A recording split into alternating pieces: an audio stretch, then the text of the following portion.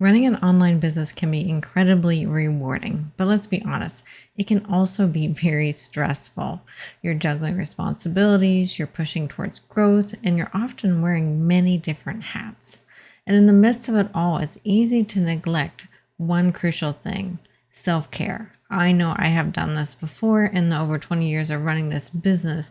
So this is top of mind right now because I've been really focusing on self care to make sure that I am at my best so I can help my business grow.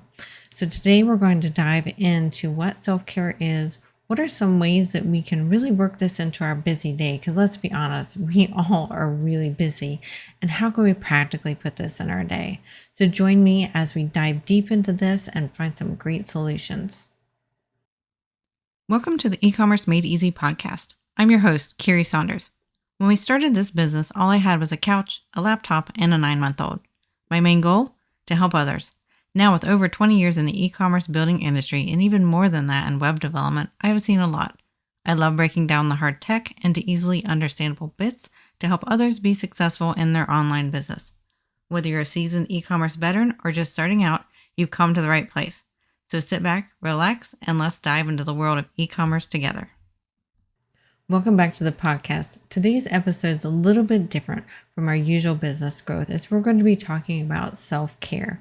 However, self-care is very much related to business growth. If we are not taking care of ourselves, it is very easy to head towards a burnout, which is going to really directly affect your business. So let's dive into how we can prevent this and what we can do.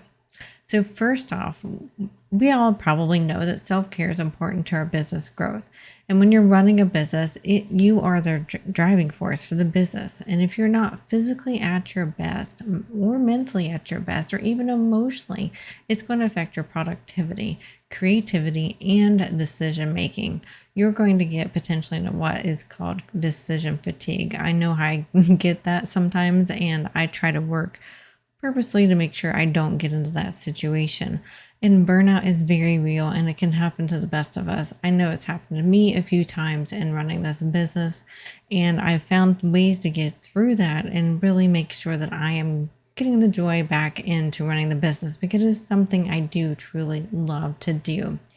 Also, when you get burnout and aren't taking care of yourself, it can also lead to poor customer service, missed opportunities, and health problems. I know I run into health problems too when I get totally burnt out and I'm trying to work too hard.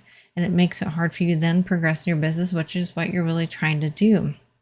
So we want to make sure that we are prioritizing self-care. And if you're one of those people like me, put it on your schedule. So we're going to be talking about some ways that you can improve and help your self-care, but make sure you put it on your calendar. If it's not on my calendar, I forget about it and I don't do it. So that's one key tip is make sure as we're going through these and you decide what you're going to do to help yourself with self-care, put it on your calendar. All right, so first off, we want to make sure we're scheduling breaks in our day. And I really actually truly mean this. Make sure you're scheduling breaks. A lot of people try to work nonstop and really push through, and it really causes their mental ability to make decisions and produce creative work really slow down. So you want to make sure you're taking that lunch break. Make sure you're getting up once an hour to move around, even if you don't need to go to the bathroom, even if you don't need more water or don't need more snacks. Make sure you're getting up once an hour at minimum and take a little 5-minute walk around either your office or if you work from home, working from home, make sure you maybe take the dog outside or just do something to move your body. Make sure wherever you need to refill your water is farther away. When we were shut down during COVID, I purposefully went to the bathroom in my house that was the farthest away from where I worked, just to make sure that I moved myself more than taking the bathroom. It was a lot shorter walk. So no matter how you can do it, make sure you have those little tiny movements very frequently in your day. It's going to really make a big difference. It doesn't seem like a lot, but it really does. And they say that if we take our eyes off our computer screens at least once an hour and look at a farther away distance and just kind of let our mind wander, then it's going to really help not only our mental function, but also our vision and just, our happiness too. So make sure you're doing that. And then number 2 is get moving. Now, this is different than the moving on the taking little breaks. I'm talking actually some physical exercise. I know for me, I am not a big fan of exercising until I really get into it. I'm really not a big fan. I don't like to start a new exercise routine or anything like that. So I want you to pick something you enjoy. What do you really enjoy doing? Do you like walking out in nature? Do you like going for a bike ride? Do you like to talk to friends while you're taking a walk? Maybe that's what you like to do. Do you have a dog? Can you use that as you're moving every day? So they want you, studies show that we should be moving 20 to 30 minutes per day.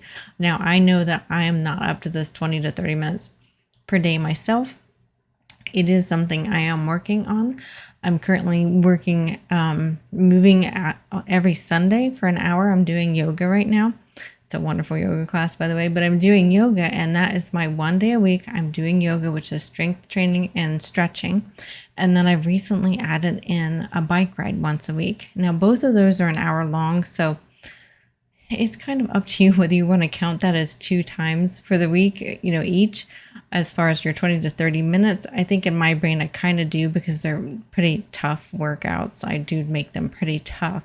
But we also don't want to be slacking off. I'm adding in some more workouts throughout the week is my next goals. Don't do too much too. This is something I'll sometimes just go all in on working out or setting up a new workout routine or exercise or some sort of movement type of routine. And then I get burnout. So I'm slowly adding this. I first added yoga, and I've been doing that for a few months now. And now I'm adding bike riding. And I've been doing that for a couple weeks as of this recording. And then next I'm going to be working in either some running or some hill walking, because hill walking is pretty darn effective at getting, your cardiovascular system pretty healthy.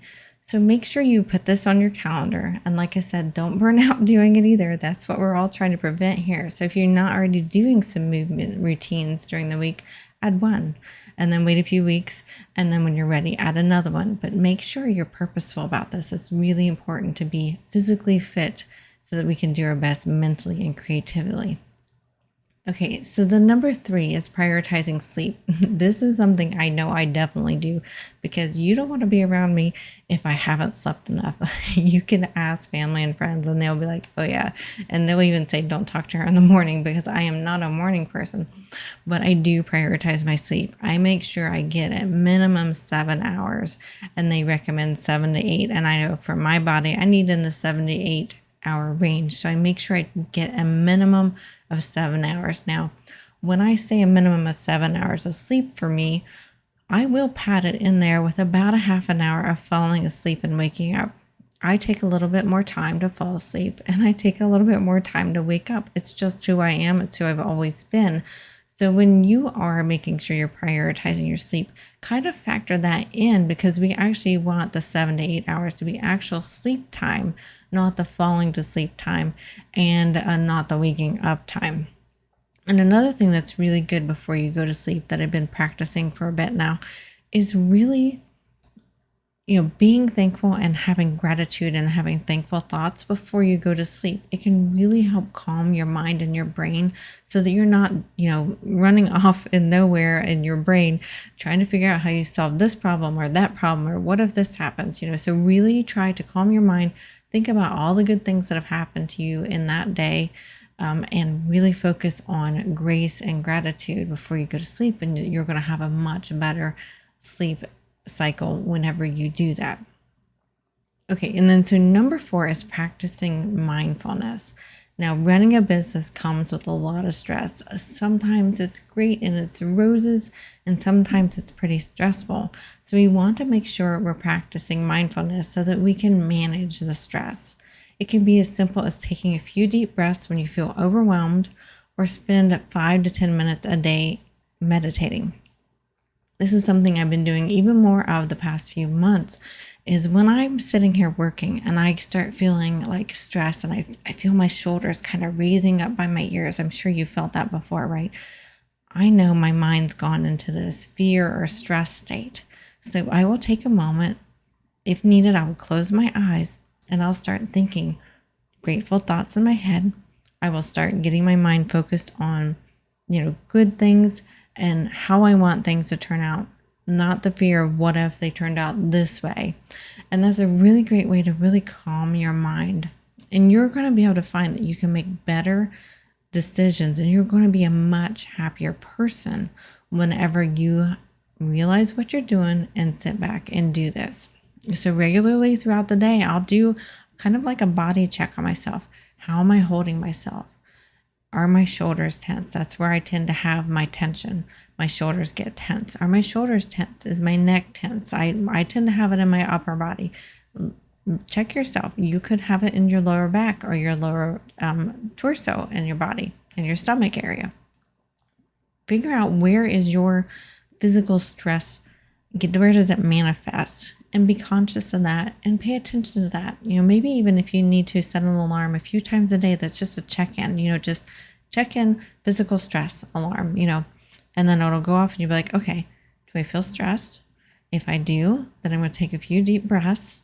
I'm going to think of positive things, wonderful things that have happened to me, things I've accomplished recently. And I'm going to take some more deep breaths and then move on with my day. And you can do that a few times a day if you need to. It's a really great way to just check in and see where you are physically, because that helps you see where you are mentally. And then number 5 is setting boundaries. So this is one of the hardest things that I had to do when I was first running the business, because I ran it from home. Back before it was normal to run a business from home, I was running bcsengineering from home. I would get up in the morning. I would start work about 9 o'clock after the kids went to school or after I got them breakfast. This was before they were even in school. They were too young for that. I would work. I would take a lunch break. I would work till about dinner time till my husband came home from work. I would play with the kids, do the bedtime routine, and then I would go back to work about 9 p.m. until midnight. I was working so much. Once I set boundaries on when I worked, I became much happier, less stressed, and I was a lot more effective. So I started setting boundaries that I only work from this time to this time. Now, I will work in the evenings if a client does have an emergency. I completely understand businesses need to keep going, but that's generally a rarity. It is not a normality. So it's something that might happen every few months, maybe once every 4 or 5 months. I might need to, do a little bit of work in the evening because somebody's website went down, they need help, and I will do that. But in general, I do not work in the evenings. It's pretty rare if I do. And I'm a much healthier, happier person, and I'm much more effective at work. So if you are one of those that, because nowadays it's pretty darn normal to work from home, set those time boundaries, even if it's a couple different blocks during the day. So maybe you work from like 9 to 11 and then you take a break from 11 to 1 and then you work from 1 to 5 and then maybe you take a few hour break and then you want to get 1 more hour in later at night because your brain works well at night. That's fine, but make sure you have that set up so you're not working all day. We need to make sure we have boundaries around that. And then last but not least, do something you enjoy daily. Every day, work some fun into your life. Whether it's 5 or 10 minutes of it, work some fun into your life. It could be as simple as listening to your favorite music. It could be as simple as taking a walk with your best friend. And that's going to actually solve one of the other things that we pointed out too, which is moving daily. So you can do some of these things in conjunction to save yourself time and kind of compound on the effectiveness of them. You could be maybe cooking your favorite meal. What do you really enjoy? Talking to your best friend, talking to your spouse, telling them about your day, playing a game, maybe building Legos. We love Legos in our house. I'm not sure about you, but we love Legos in our house. So find something you enjoy and make sure you're doing that every day. And it's going to really help refresh yourself and just feel more centered and grounded. So even if you only have 10 minutes, like I said, make sure you're scheduling something every day that you really enjoy. Okay, so let's recap this week's episode. First, we talked about self-care and why it's important and how it's going to increase your revenue. Because if we don't take care of ourselves, who's going to be driving and running our business, right? And then some steps to do that is to schedule some breaks into your day. Make sure you get moving every day if you can, 20 to 30 minutes. Prioritize your sleep. Make sure you're getting that ideal amount of sleep hours that you need. Some people need 7, some people need 8, some people even need 9. And then make sure you're practicing mindfulness as you're going about your day. Or do you feel stressed? Is your body tense? Do you need to take a breather and really kind of calm your mind down? So practice some mindfulness. Make sure you're setting boundaries. Make sure you're setting time boundaries as to when you do and when you don't work. And finally, make sure you do something fun each and every day. All right, so that's it for this week's episode of the E-commerce Made Easy podcast. I hope this was super helpful to you. I know for me, it's great to remind myself of all the things I need to be doing too, because we're all a work in progress all the time, right? And if you have any questions, you're welcome to drop us an email at podcast@bcsengineering.com. Don't forget to hit that subscribe button, whether you're listening on a traditional podcast app or on our YouTube channel. And we will see you next week.